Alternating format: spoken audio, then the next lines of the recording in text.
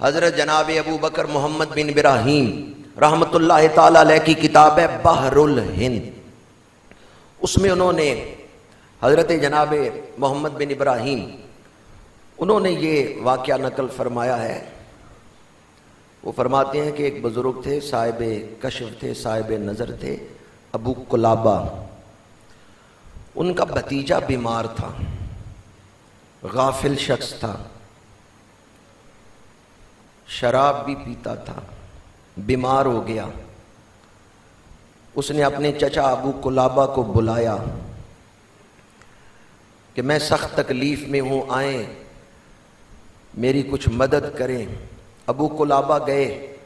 وہ فرماتے ہیں میں نے کیا دیکھا دل کی آنکھوں سے کہ دو سیاہ فرشتے اس کے پاس بیٹھے ہوئے ہیں۔ میں گھبرا گیا، یہ علامت تھی کہ میرا بھتیجا برباد ہو جائے گا، ہلاک ہو جائے گا۔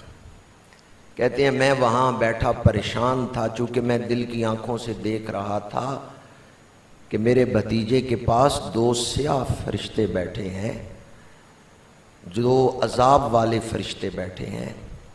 تھوڑی دیر کے بعد میں نے دیکھا کہ دو روشن چہروں والے فرشتے آئے، انتہائی خوشبوؤں میں بسے ہوئے فرشتے آئے، تھوڑے فاصلے پہ کھڑے ہو گئے۔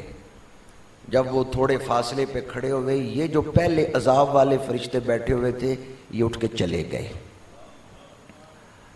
اب ان دو میں سے ایک دوسرے سے کہتا ہے ذرا قریب ہو کے اس کو دیکھو۔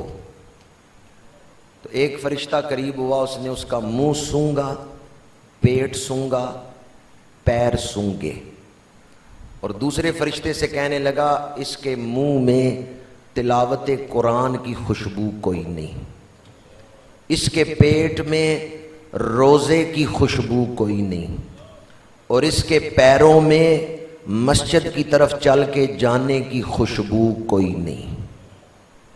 دوسرا فرشتہ کہتا ہے تعجب ہے تیرے اوپر، کیسی بات کرتے ہو، یہ امت محمدیہ کا فرد ہے، یہ رسول اللہ کا کلمہ پڑھتا ہے، اور اس کے منہ میں تلاوت قرآن کی خوشبو کوئی نہیں، اس کے پیٹ میں روزے کی خوشبو کوئی نہیں، اس کے پیروں میں نیکی کی طرف چل کے جانے، مسجد کی طرف چل کے جانے کی خوشبو کوئی نہیں۔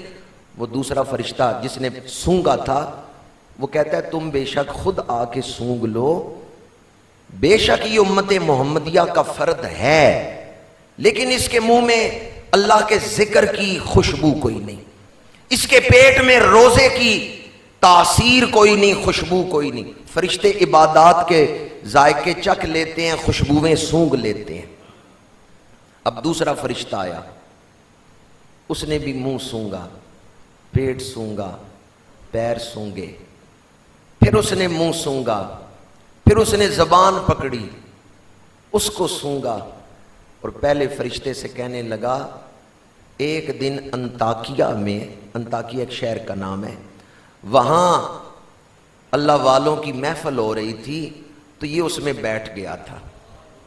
کسی بات پر انہوں نے کہا اللہ اکبر، اس نے بھی کہا تھا اللہ اکبر، اس کی زبان کے ایک کنارے پہ اس کی تاثیر موجود ہے۔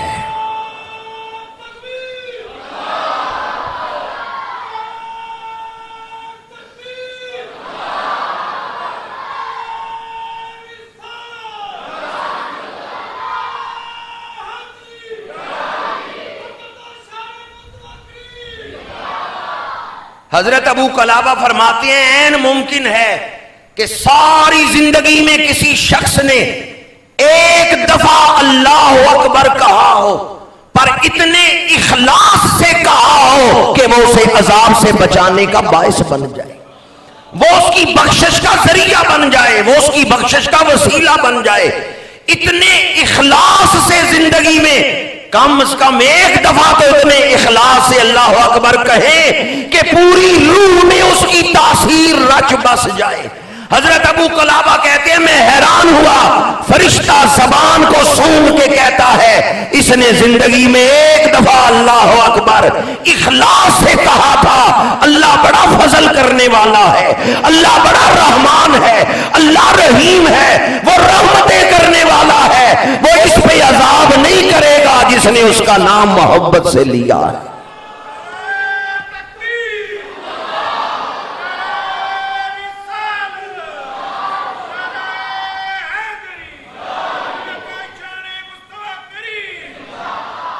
جے میں ویکھاں اپنے عملاں ولوں کچھ نہیں میرے پلے، جے ویکھاں تیری رحمت ولے بلے بلے بلے۔